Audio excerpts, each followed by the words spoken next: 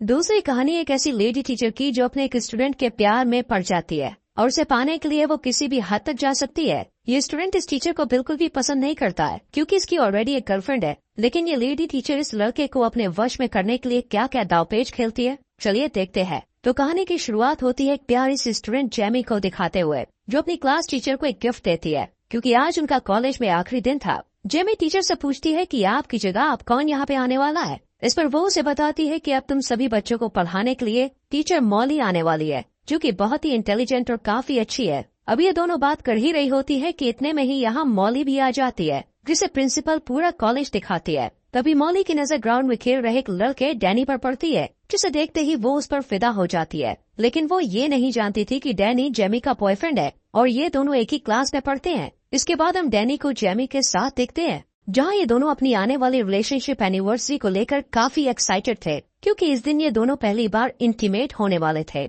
इसके बाद हम जेमी के डैड को देखते हैं जो बस पूरा दिन घर में रहकर पबजी खेलते रहते हैं, जबकि जेमी की मॉम डबल शिफ्ट करके घर का पूरा खर्चा उठाती है, जिस वजह से जेमी के पेरेंट्स के बीच हमेशा से ही झगड़ा रहता है। जेमी को भी ये सब बिल्कुल अच्छा नहीं लगता, लेकिन वो अपने डैड से कुछ भी कह नहीं सकती थी। अगले दिन क्लास में मॉली अपने बारे में सभी स्टूडेंट्स को बताते हुए लगातार डैनी को ही देखती रहती है। साथ ही वो उसे क्लास खत्म होने के बाद एक्स्ट्रा क्लास लेने के लिए भी कहती है क्योंकि उसे डैनी पढ़ाई में काफी कमजोर लग रहा था। इस पर डैनी भी मॉली की बात मान जाता है और उससे एक्स्ट्रा क्लास लेने के लिए राजी हो जाता है। इसी दौरान मॉली उसे अपने पास बैठाती है और उससे कहती है कि अगर तुम्हें अच्छे कॉलेज में एडमिशन लेना है तो तुम्हें कल से ही क्लास लेना शुरू कर देना चाहिए। दरअसल ये सब मॉली की एक चाल थी, वो ये सब डैनी के करीब आने के लिए कर रही थी, लेकिन डैनी उसे कल की क्लास के लिए मना कर देता है क्योंकि कल उसकी और जेमी की रिलेशनशिप एनिवर्सरी थी। ये सब सुनकर मॉली को बिल्कुल भी अच्छा नहीं लगता। फिर जब डैनी यहाँ से जाने लगता है तभी मॉली उससे उसका फोन नंबर ले लेती है। अब घर आने के बाद भी मॉली का पूरा ध्यान डैनी पर ही होता है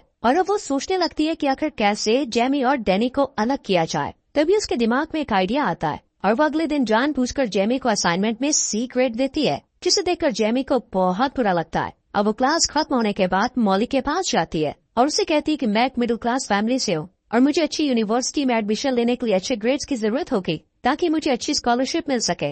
इस पर मॉली उसे कहती है कि अगर तुम्हें अच्छे ग्रेड्स चाहिए तो कल दोबारा इस असाइनमेंट को रेडी करके लेके आना जिससे मैं तुम्हें अच्छे ग्रेड दे सकूं। ये सुनकर जेमी मॉली को अपनी एनिवर्सरी के बारे में बताती है जो कि आज भी थी। तभी मॉली उससे पूछती है कि तुम्हारे लिए इन दोनों में से क्या जरूरी है, एनिवर्सरी मनाना या अच्छे ग्रेड हासिल करना। इस पर जेमी कोई जवाब नहीं देती और यहाँ से चली जाती है। इसके बाद वो डैनी से मिलती है और उसे सारी बात बताती है, साथ ही आज रात के लिए उससे माफी भी मांगती है क्योंकि उसे अच्छे ग्रेड लाने के लिए आज इस असाइनमेंट को पूरा करना था, लेकिन डैनी आज की रात उसके नजदीक आना चाहता था, इसलिए वो गुस्से में यहाँ से चला जाता है। थोड़ी देर बाद मॉली डैनी के पास आती है और उसे अपने साथ डिनर करने के लिए कहती है, किसके लिए वो मान जाता है और दोनों एक रेस्टोरेंट में पहुंच जाते हैं जहाँ मॉली डैनी से उसकी लव लाइफ के बारे में पूछती है। तब वो थोड़ा हिचकिचाते हुए उसे बताता है कि अभी तक जेमी और उसके बीच कुछ भी नहीं हुआ है क्योंकि जेमी अभी इन सब चीजों के लिए रेडी नहीं है। ये सुनकर मॉली समझ जाती है कि डैनी को आखिर क्या चाहिए, इसलिए वो उसके करीब आने की कोशिश करती है, लेकिन डैनी उस पर ज्यादा ध्यान नहीं देता है और अपने घर चला जाता है। अगले दिन जेमी डैनी से मिलती है तो वो उससे कल रात के बारे में पूछती है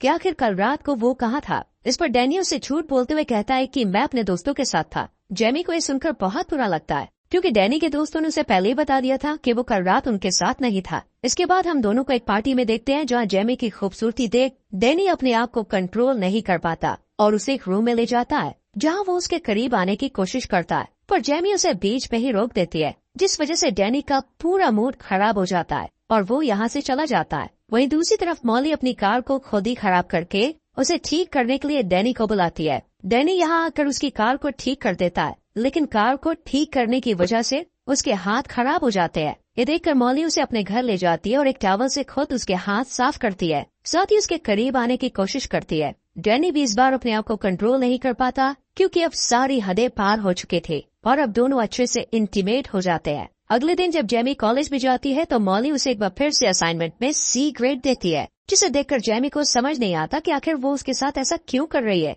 जबकि उसने तो इस बार बहुत ही अच्छा असाइनमेंट रेडी किया था। इसी दौरान जेमी की नजर एक खाली क्लासरूम में पड़ती है जहाँ मॉली और डैनी अकेले बैठे हुए थे। ये देखने के बाद जेमी को अब डैनी पर शक होने लगता है, इसलिए वो क्लास खत्म होने के बाद उसका पीछा करती है और देखती है कि डैनी मॉली के घर जा रहा है और जैसे ही वो घर के अंदर चला जाता है जेमी खिड़की की मदद से अंदर झांकने की कोशिश करती है, जहाँ उसे मॉली और डैनी एक दूसरे को किस करते हुए दिखाई देते हैं। अब जेमी समझ चुकी थी कि डैनी उसे धोखा दे रहा है, इसलिए वो रोते हुए वहाँ से चली जाती है। लेकिन उसे जाते हुए डैनी देख लेता है और उसके पीछे जाने लगता है। हालांकि मॉली उसे रोकने की कोशिश करती है, लेकिन वो नहीं रुकता और जेमी के पास पहुंचकर उसे माफी मांगने लगता है। साथ ही अगली बार ऐसा कुछ न करने का वादा भी करता है। ये सुनकर जेमी भी उसे माफ कर देती है, जिसके बाद रात में डैनी के पास मॉली का मैसेज आता है, लेकिन वो उसका रिप्लाई नहीं करता और अगले दिन कॉलेज में भी उसे पूरी तरह से इग्नोर करता है। खुद को इग्नोर होता देख मॉली अब काफी परेशान हो जाती है और वो समझ जाती है कि जरूर जेमी को इन दोनों के बारे में पता चल गया है, इसलिए वो अच्छा बनने के लिए जेमी को आज A ग्रेड देती है।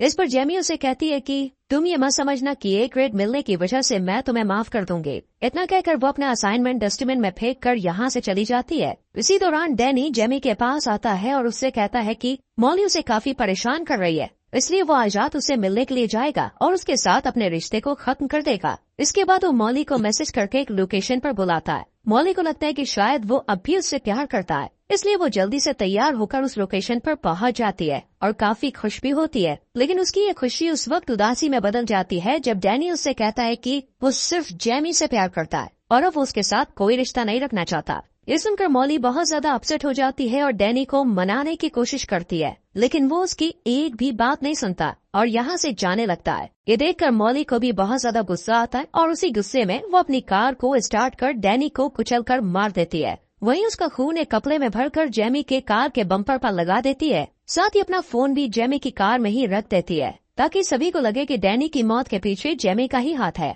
और उसी ने उसे मारा है। इसके बाद वो मूवी देखने के लिए थिएटर में चली जाती है और मूवी के टिकट को अपने पास संभाल कर रख लेती है, जिससे वो पुलिस को ये दिखा सके कि जिस वक्त डैनी का एक्सीडेंट हुआ था उस वक्त वो थिएटर में मूवी एंजॉय कर रहे थे। फिर हम मॉली को ऑनलाइन एक मैकेनिक को ढूंढते हुए देखते हैं, जिसे वो काफी सारे पैसे देकर अपनी कार को ठीक करने के लिए कहती है। साथ ही इस बारे में किसी को भी ना बताने के लिए कहती है। वहीं दूसरी तरफ पुलिस को जब डैनी की डेड बॉडी के बारे में खबर मिलती है तो पुलिस फौरन लोकेशन पर पहुंच जाती है और इस बात का पता लगाने की कोशिश करती है कि आखिर डैनी की इस हालत का जिम्मेदार कौन है। इधर जेमी को भी अब उसकी एक दोस्त डैनी की मौत के बारे में बता देती है, जिसे सुनते ही वो भागकर पुलिस स्टेशन पहुंच जाती है और पुलिस को बताती है कि उसे अपनी क्लास टीचर पर शक है, क्योंकि कुछ दिनों से मॉली और डैनी का अफेयर चल रहा था और कल रात वो मॉली से मिलकर सब कुछ खत्म करने वाला था। इसके बाद पुलिस देर न करते हुए मॉली के घर पूछताछ के लिए पहुंच जाती है, जहां वो उन्हें झूठ बोलते हुए कहती है कि हमारे बीच ऐसा कभी कुछ हुआ ही नहीं था। डैनी को मैं सिर्फ एक अच्छा स्टूडेंट समझती थी। साथ ही वो पुलिस को मूवी की टिकट भी दिखाती है और अपने चोरी हुए फोन के बारे में भी बताती है, जो कि असल में उसने खुद ही जेमी की कार में रखा था।